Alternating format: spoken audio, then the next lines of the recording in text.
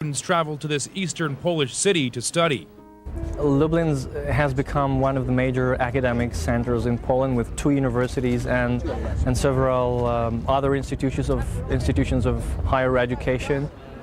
Sebastian Rijak is proud to say he grew up here, but he knows the past casts a dark shadow over his hometown. It's not something you would like to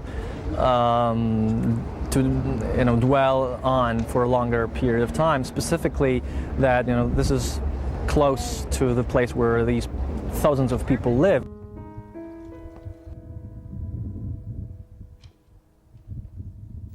Only meters from ordinary backyards and balconies is Majdanek, lined with barbed wire and guard towers, a death camp where tens of thousands were murdered during the Holocaust.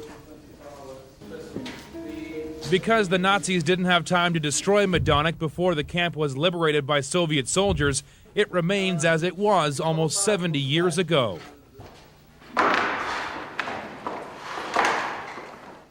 The most haunting reminder of what happened is this, the gas chamber, a place where so many women, children, and men who were sick or too old to work were killed. A drawn-out, horrific death by poison gas. The gas canisters still here. The horror of what happened in this exact spot is on the faces of those in our group, including Shoshana Wyman.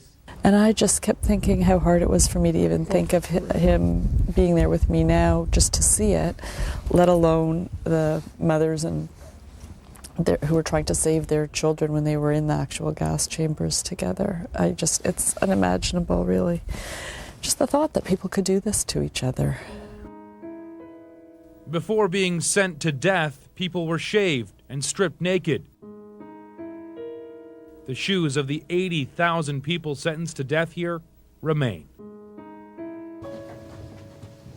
Well, and it's amazing that the shoes survived, but because the people were flesh and blood, they didn't survive. So the only thing that's left is the testament to their life, is that their pieces of leather are still here. After the gas chamber, the bodies were burned. The chimney in the crematorium billowed smoke around the clock. The ashes were spread in nearby fields. Giver of life, our times are in your hand. One generation comes into the world to be blessed with days of peace and safety.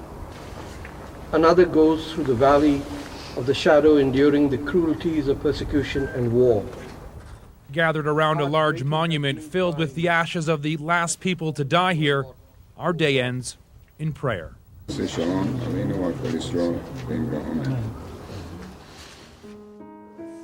One of the members of our group is Armin Labarge, York Region's police chief. He's a tough cop, and he's seen a lot in his career, but nothing like this. And then, almost unbelievably, he gets this message from his office. And as we're standing here today, I get an email from back home that somebody had painted Heil Hitler on a building in Newmarket. And I'm thinking to myself, if the individuals that were responsible for that had 3 minutes to walk through these barracks, or 3 minutes to walk through this camp, you'll come to understand that there's no place in society for this at all. There's absolutely no place for it.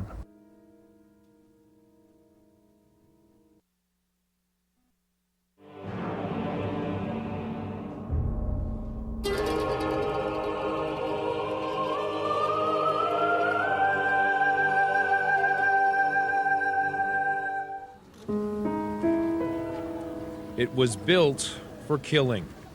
More than 1 million people died here. Auschwitz.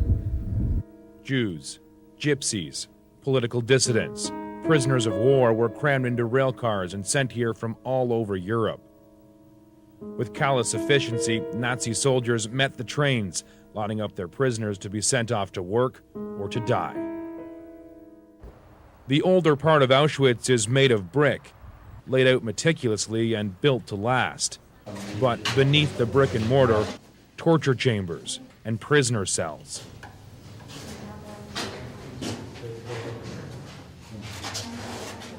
It was too much for Marina Niemak. I've been crying and I've been trying to pretend that I'm not, but yeah, it's been very emotional because this looks like the prison I was in, so It's like being there.